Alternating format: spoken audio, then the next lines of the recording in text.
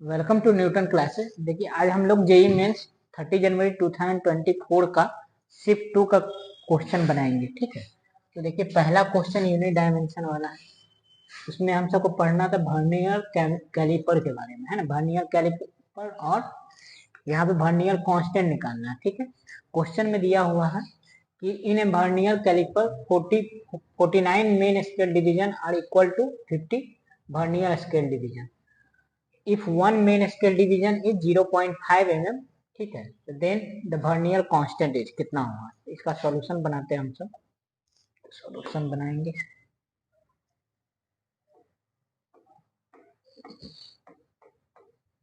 तो जो क्वेश्चन में कर रहा है उसको लिख लियो 49 MSD मेन स्केल डिवीजन बराबर कितना दिया हुआ है 50 वर्नियर स्केल डिवीजन।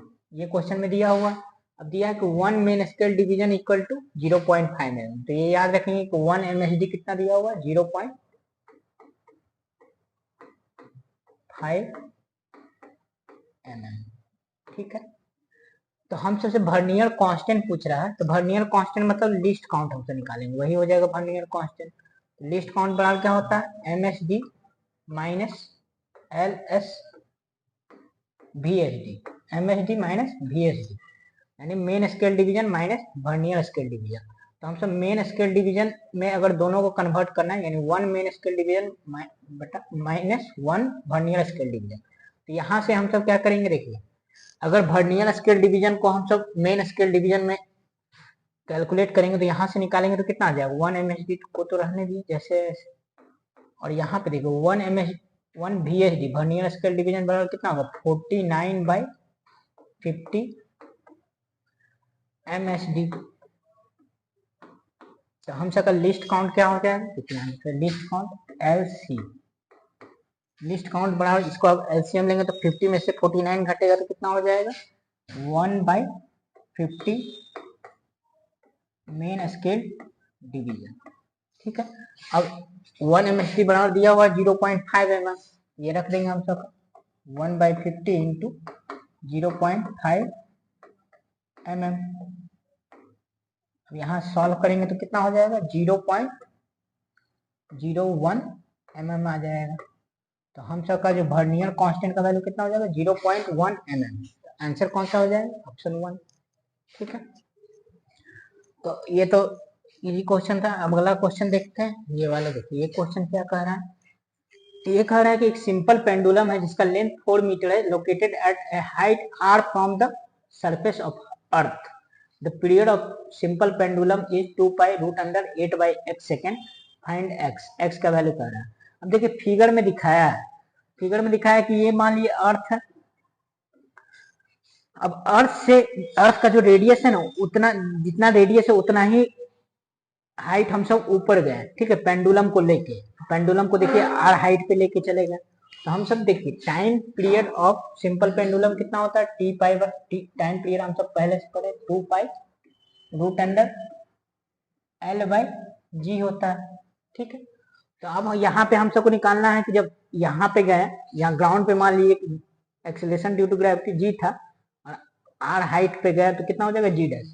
तो जी डैश बाई जी में हम सब जानते हैं रिलेशन क्या होता है, g dash by g equal to R बटा आर प्लस एच का होल स्क्वायर, ये जानते हैं हम सब। तो अब वैल्यू रखेंगे इसका। ठीक है, तो एच की जगह हम सबको क्या रखना पड़ेगा, हाइट तो आर के बराबर है, एच किसके बराबर आर का, तो हम सब जी डैश निकालेंगे, जी डैश बाई जी तो कितना आ जाएगा आर बटा 2r का है होल स्क्वायर। इसको सॉल्व करिए और कितना आ जाएगा 1 बाई 4। तो देयरफॉर जी डैश कितना हो जाएगा जी बाई 4। तो अब न्यू टाइम पीरियड क्या हो जाएगा, new time period T dash. तो टी डैश अब क्या हो जाएगा 2 पाई, लेंथ देखिए लेंथ तो पेंडुलम का वही रहेगा एल, जी अब क्या हो जाएगा जी डैश हो जाएगा तो जी बाई 4 हो जाएगा, तो 4 ऊपर चला गया। अब इसको सॉल्व करिएगा तो यही, अब इसको कंपेयर करना 2 पाई रूट अंडर 4, एल का वैल्यू देखिए दिया हुआ है कितना दिया 4 मीटर, 4 रख दिए और जी का वैल्यू कितना ले लिए 10। ठीक है, तो हम सबका कितना आ जाएगा टाइम पीरियड, इसको अगर करेंगे टी डैश का वैल्यू निकालते हैं तो यहाँ पे सॉल्व करेंगे तो देखिए अब जो टी डैश आया ये क्या हो जाएगा 2 पाई रूट अंडर 16/10 यानी कि 1.6 को लिखिएगा तो कितना हो जाएगा 2 पाई रूट अंडर 1.6 है, इसको पॉइंट को हटाए तो 10 नीचे आ गया, कितना हो जाएगा 2 8 16 2 5 10। ठीक है, तो हम सब कितना आ गया 2 पाई रूट अंडर 8/x।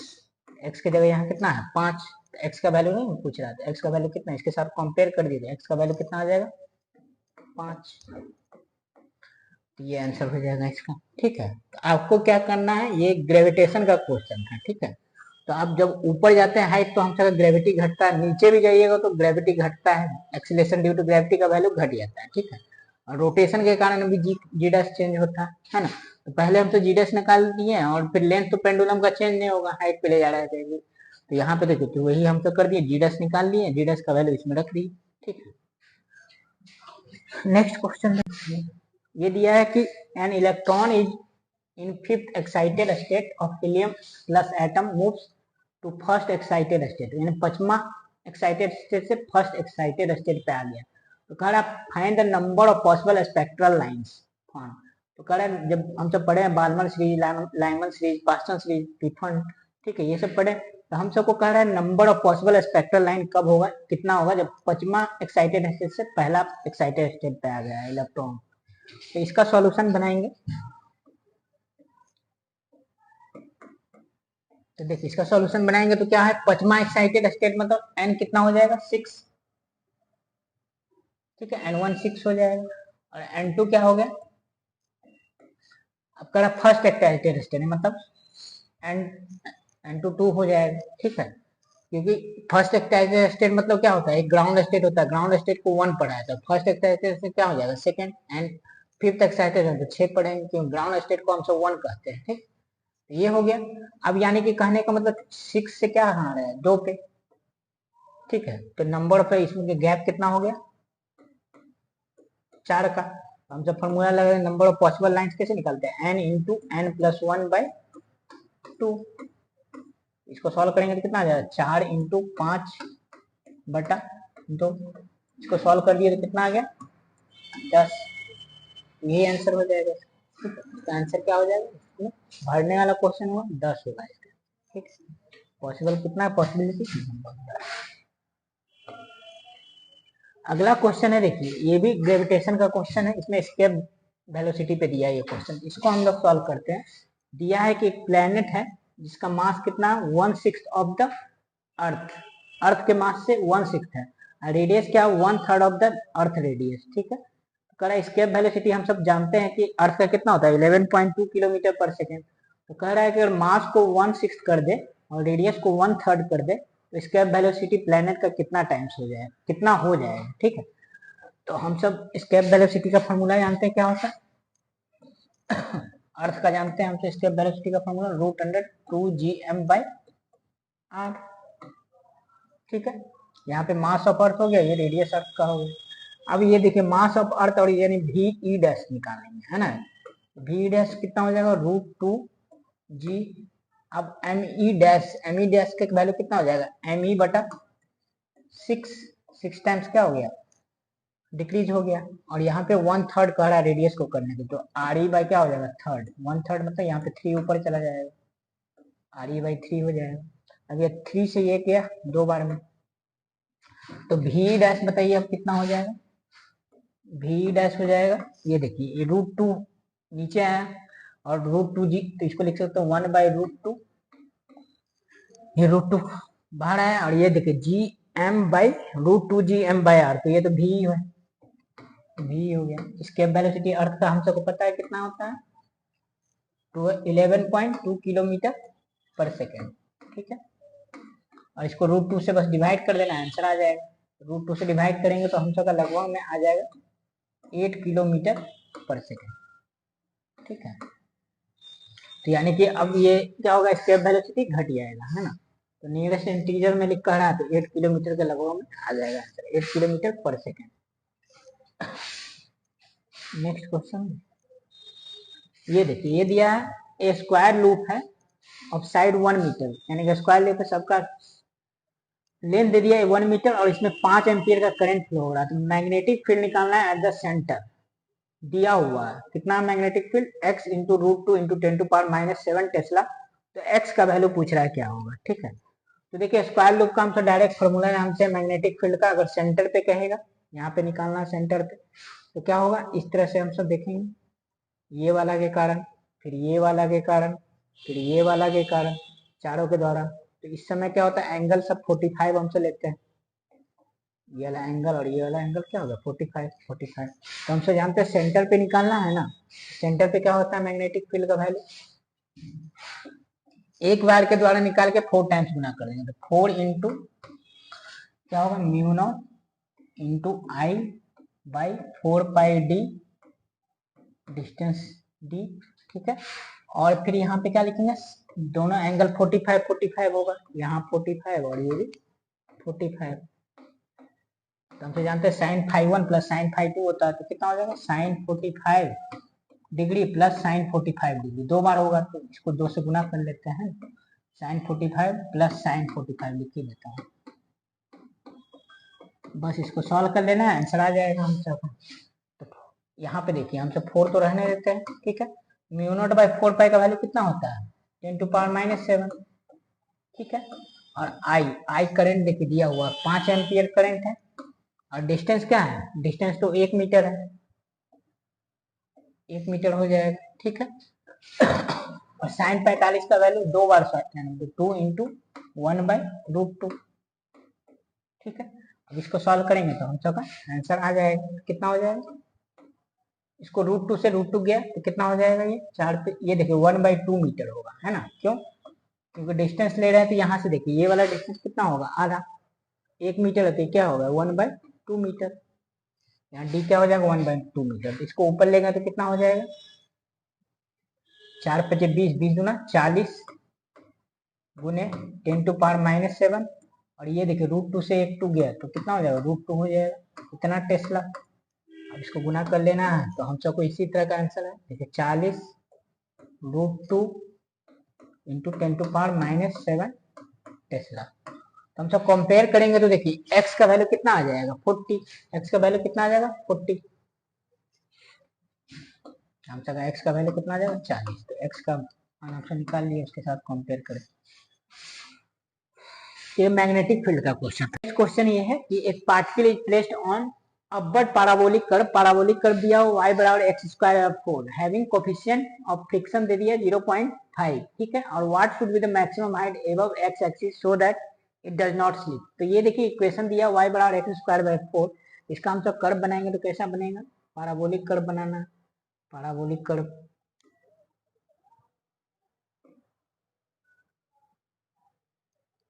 नहीं दिया तो हम सब हाथ से ही बना लेते हैं, ठीक है।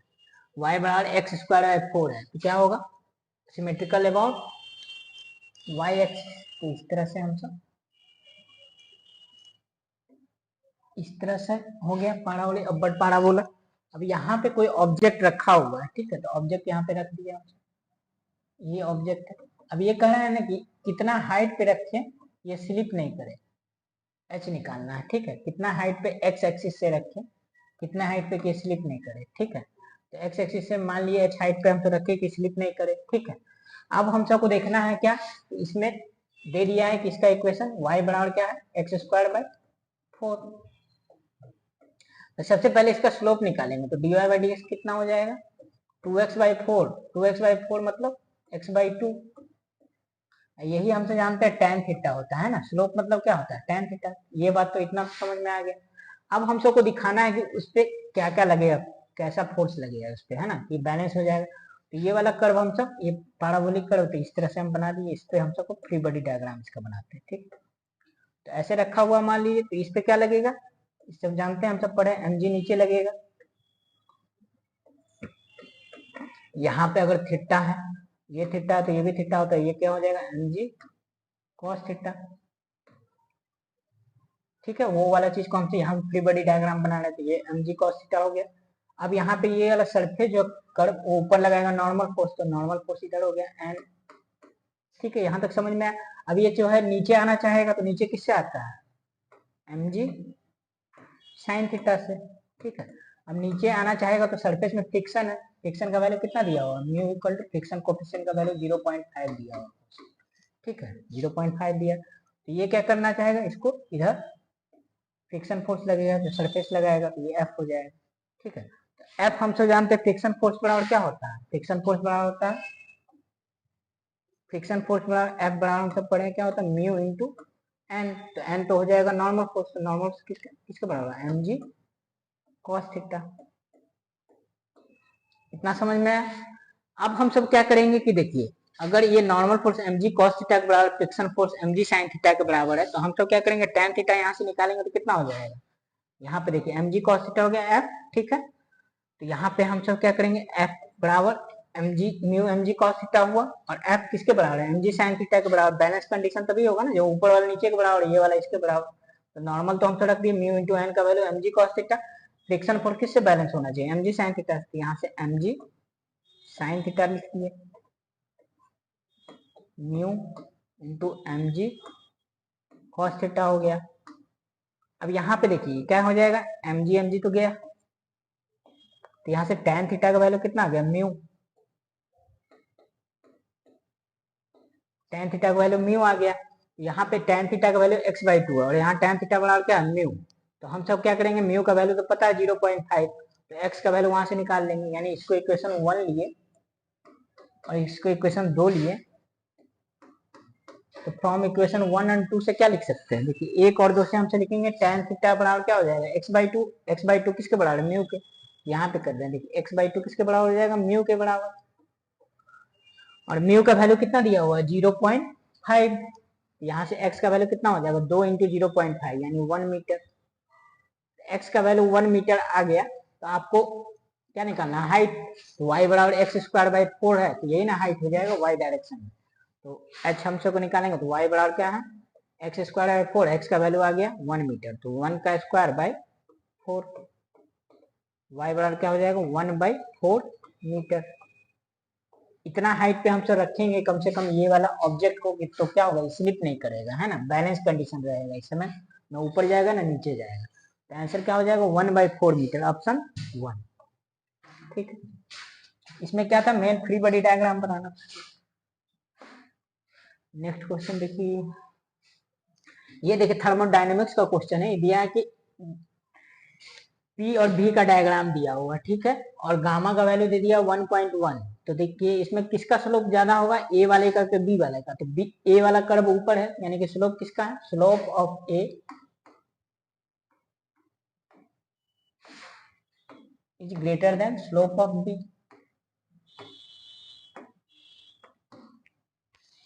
ए वाला ग्राफ क्या ऊपर है, ये हो गया। अब आपसे पूछ रहा है कि कौन सा ऑप्शन सही है, ठीक है। तो पहला देखिए, पहला वाला कर्व किसका हो जाएगा, पी वी के पावर एडियाबेटिक कांस्टेंट, पीवी के power gamma equal to constant. और नीचे वाला क्या होगा, आइसोथर्मल प्रोसेस। तो आइसोथर्मल प्रोसेस हम तो जानते हैं क्या होता है, ये भी हाइपरबोलिक ग्राफ होता है, लेकिन पीवी इक्वल टू क्या होता है, कांस्टेंट, ठीक है। तो हम सब पढ़े हैं कि क्या होता है, स्लोप अगर हम तो देखेंगे तो क्या होता है, स्लोप गामा टाइम्स ज्यादा होता है इससे। इसमें एडियाबैटिक का जो होता है स्लोप वो किससे होता है, आइसोथर्मल प्रोसेस से गामा टाइम्स बड़ा रहता है। तो ऊपर वाला जो होगा क्या होगा, एडियाबैटिक, नीचे वाला क्या होगा, आइसोथर्मल, बी वाला क्या होगा, आइसोथर्मल प्रोसेस होगा। तो ये ऑप्शन में देख लीजिए कौन सा है। तो पी भी के पावर गामा, गामा का वैल्यू 1.1 है, तो लगभग 1.2 के अप्रोक्स, ठीक है, और इसमें 1.05 है। तो पहला वाला प्रोसेस तो कौन होगा, पी भी के power gamma equal to constant, तो 1.05 तो नहीं है, 1.2 लगभग में होगा, तो ऑप्शन डी हो जाएगा। और पीवी इक्वल टू कांस्टेंट, और सब में ये तो होगा नहीं पहला वाला, तो क्योंकि ये पीवी का आइसोथर्मल, ये वाला 1/गामा ये भी होगा नहीं, पीवी के पावर 1.05 ये भी नहीं होगा, क्योंकि इसमें पीवी के पावर, दोनों में पीवी के पावर गामा दिया, जबकि क्या है, एक आइसोथर्मल होना चाहिए ना, ये वाला ऑप्शन सही है, ठीक है। नेक्स्ट क्वेश्चन देखते हैं। ये क्वेश्चन दिया कि एक point source is placed at the origin, its intensity at a distance of 2 cm from source is I, then intensity at a distance 4 cm from the source shall be कितना होगा, ठीक है। जब कह रहा है डिस्टेंस को बढ़ाएंगे तो क्या हो जाएगा, इंटेंसिटी तो धीरे धीरे घटेगा, तो ये ऑप्शन तो होगा नहीं, देखो उतना ही रह जाएगा, ये तो गलत है पहला। अब या आधा होगा, ये सब ऑप्शन हो सकता है तीनों में से। तो हमसे जानते हैं, फॉर्मूला पढ़े हैं, इंटेंसिटी बराबर क्या होता है, रो इंटू, यानी रो मतलब पावर है ना, 4 पाई आर स्क्वायर, यानी इंटेंसिटी जो होता है inversely proportional to R square, ठीक है। यानी कर्व कैसा हो जाएगा, इंटेंसिटी और डिस्टेंस का ऐसा कर्व, ठीक है। यानी डिस्टेंस बढ़ाएंगे तो इंटेंसिटी घटेगा। तो यहाँ पे देखिए डिस्टेंस को कितना कर दिया, 4 सेंटीमीटर कर दिया, तो हम तो लिख सकते हैं I1/I2 इक्वल टू R2/R1 का होल स्क्वायर, उल्टा लिखेंगे, ठीक है। अब यहाँ पे हम सब क्या करेंगे, वैल्यू रखेंगे। I1 का वैल्यू कितना दिया हुआ है, I1 का वैल्यू शुरू में देखिए इंटेंसिटी I है, I2 का वैल्यू हम सबको निकालना है, और R2 आपका क्या क्वेश्चन में देखिए 4 सेंटीमीटर, शुरू वाला कितना है 2 सेंटीमीटर, इसका स्क्वायर कर दिए।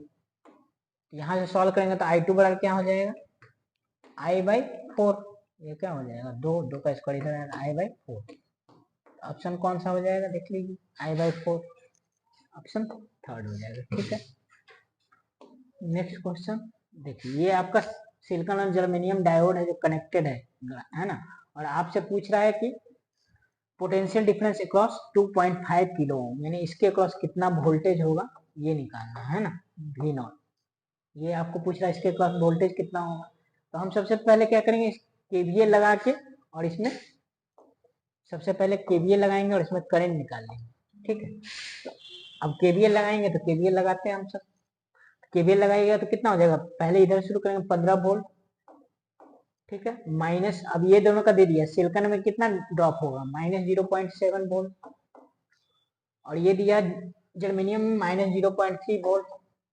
अब यहाँ तक आएंगे तो कितना हो, ये दोनों तो सीरीज में है, तो जोड़ेंगे तो 2 1 3 1 4, तो -4K इंटू आई बराबर 0। तो यहाँ से आई का वैल्यू कितना हो जाएगा, 15 में से 1 गया 14 हो जाएगा, 14 बटा क्या हो जाएगा 4 मिली एम्पियर किलो ओम, तो ये कितना हो जाएगा, 2 2 4 2 से 14, कितना हो जाएगा 3.5 मिली एम्पियर। करंट आप निकाल लिए, अब करंट पता चल गया, सीरीज में कनेक्टेड है, इसमें भी करंट कितना उतना ही जाएगा 3.5 मिली एम्पियर। तो अब हम सब ओम्स लॉ से लगाएंगे, V0 निकाल लेते हैं, तो कितना हो जाएगा 2.5 किलो ओम इंटू करंट कितना 3.5 मिली एम्पियर। अब इसको गुना कर दिए आंसर आ जाएगा। तो यहाँ देखिए 2.5, और इसको लिख सकते हैं हम सब कितना 7/2 कितना मिली एम्पियर, इसको गुना करेंगे कितना हो जाएगा, 7 दूना 7 35, 35 हो गया, 14 3 17, 17.5/2, इसको डिवाइड करिएगा 2 8 16, 8 वाला कौन सा, ये 8.75 मिली एम्पियर हो जाएगा,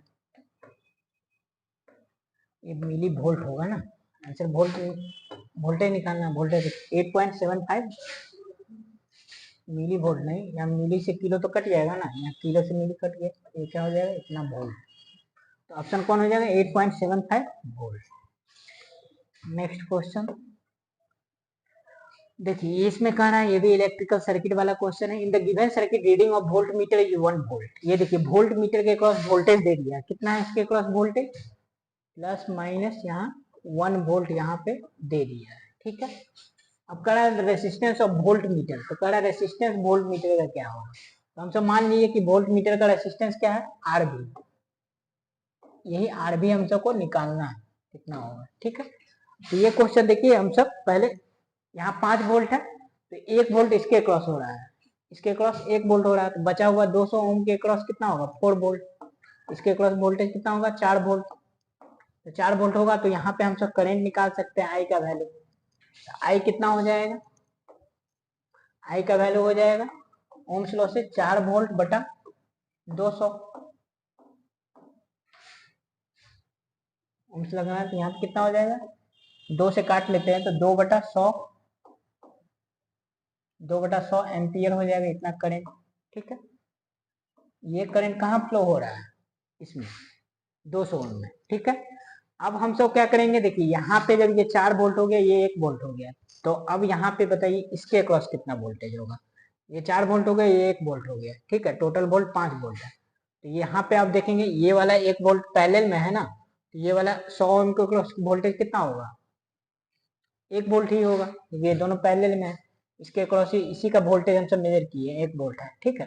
तो यहाँ पे आप करंट इसमें मान लेते हैं कि I1 है, और इधर करंट हम सब मान लेते हैं I2 जिसमें जा रहा है, ठीक है। तो I1 कैसे निकलेगा, I1 का वैल्यू हमसे लिखेंगे तो कितना होगा, 100 गुने I1 बराबर 1 वोल्ट। पैरेलल में क्या होता है, वोल्टेज सेम होता है, तो इसके अक्रॉस जो वोल्टेज होगा वही तो वोल्ट मीटर रीड कर रहा है ना। तो I1 कितना हो जाएगा, 1/100 एम्पियर।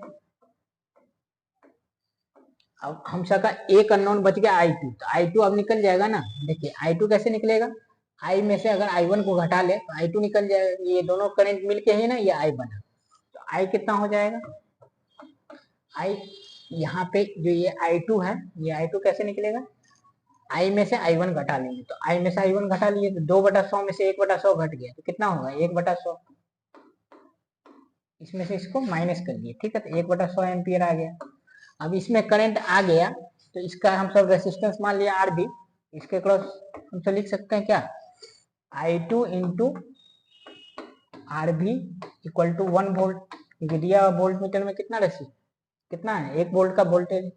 यहाँ पे हम सब RB निकाल लीजिए, I2 आपको पता है, I2 1/100 हो जाएगा, ये तो यहाँ से रख लिए, गुना RB इक्वल टू 1, तो RB कितना आ गया, इसको ले जाके हम सब इधर गुना किए तो RB का वैल्यू कितना आ गया 100, RB हो गया 100, तो कौन सा हो जाएगा, ऑप्शन 1।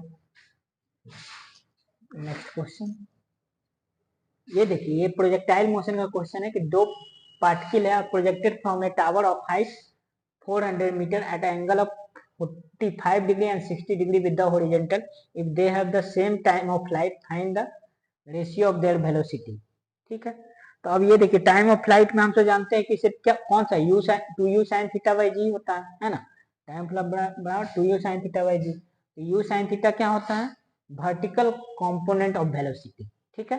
तो हम सबको क्या करना है कि दोनों का देखिए टाइम ऑफ फ्लाइट सेम है, यानी दोनों का वर्टिकल कंपोनेंट ऑफ वेलोसिटी को हम सब कंपेयर करके वहां से हम सब क्या करेंगे, हम सब निकाल देंगे रेशियो v1 बाई v2 जो भी वेलोसिटी हो। तो दो प्रोजेक्टाइल है, दोनों का वेलोसिटी हम सब मान लिए v1 v2 है, दोनों का टाइम ऑफ फ्लाइट क्या दिया सेम है, तो t1 इक्वल टू t2। अब यहाँ पे लिखेंगे पहला वाले को मान लिए 2v1 साइन, पहले वाले को कितना 45 डिग्री दिया हुआ, बटा क्या होता है जी, और ये वाला अगर टाइम ऑफ फ्लाइट लिखेंगे 2v2 साइन कितना हो जाएगा, सेकेंड वाले को प्रोजेक्ट किया 60 डिग्री से, बटा जी, जी से जी गया, यहाँ से हम सब क्या करेंगे v1 बाई v2 निकाल लेंगे, 2 से 2 भी गया, कितना हो जाएगा साइन 60 का वैल्यू √3/2, और साइन 45 का डिवाइड होगा तो 1/√2। अब इसको सॉल्व करेंगे तो कितना आ जाएगा, √3/2 इंटू √2/1, √2 से ये वाला 2 जाएगा तो कितना हो जाएगा √3/2। ऑप्शन देख लीजिए कौन सा, √3 ऑप्शन 1, ठीक है। नेक्स्ट क्वेश्चन देखते हैं, the slope of the graph between stopping potential V0 and frequency of incident photon in photo electric effect is इतना। तो कह रहा है स्लोप ऑफ ग्राफ क्या होगा स्टॉपिंग पोटेंशियल और फ्रीक्वेंसी का। तो हम सब ये पढ़े हैं क्या, अगर हम सब मेटल बना लेते हैं कोई, जब मान लीजिए कि इसी तरह का कोई मेटल है, मानते हैं ये मेटल है, ठीक है। मेटल में क्या है कि यहाँ पे आपका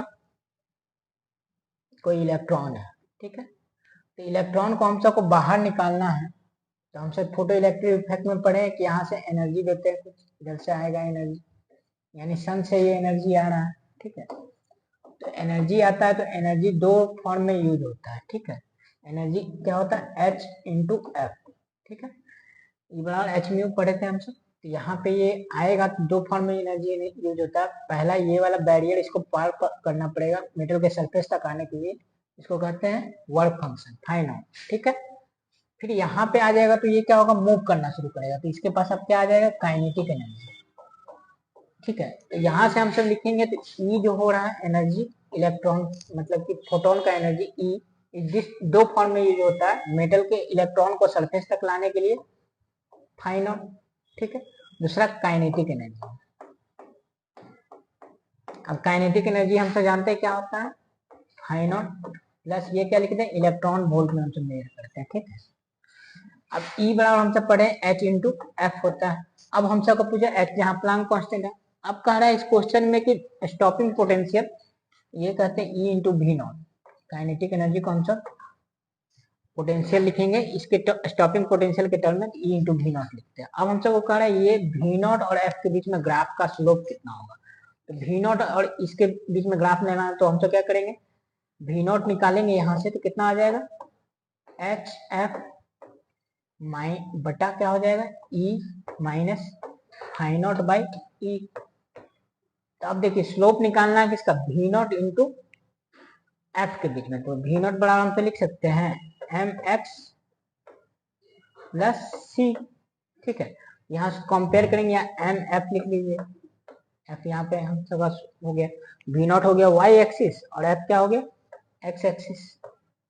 तो अब यहाँ पे स्लोप m है तो m देखिए कंपेयर करेंगे तो m का वैल्यू कितना हो जाएगा h बाई ई। तो हम सबका m जो स्लोप है वो कितना आ गया h बाई ई। ग्राफ क्या हो गया भी नॉट और f के बीच में हम सब देख लिए स्टॉपिंग पोटेंशियल और फ्रीक्वेंसी, तो कौन सा हो जाएगा ऑप्शन 1 सही हो जाएगा। देखिए हम क्लियर समझा दिए आपको। अब ये देखिए ये क्वेश्चन दिया है आपका एक फोर्स जो है 10 न्यूटन का अप्लाई कर रहे हैं ऑन 3 ब्लॉक सिस्टम है shown, find the two tension T1 and T2, T1 और T2 निकालना है, ठीक है। 10 न्यूटन का दिया स्मूथ सरफेस है ना, तो स्मूथ सरफेस है तो तीनों क्या होगा ब्लॉक साथ साथ चलेगा है ना।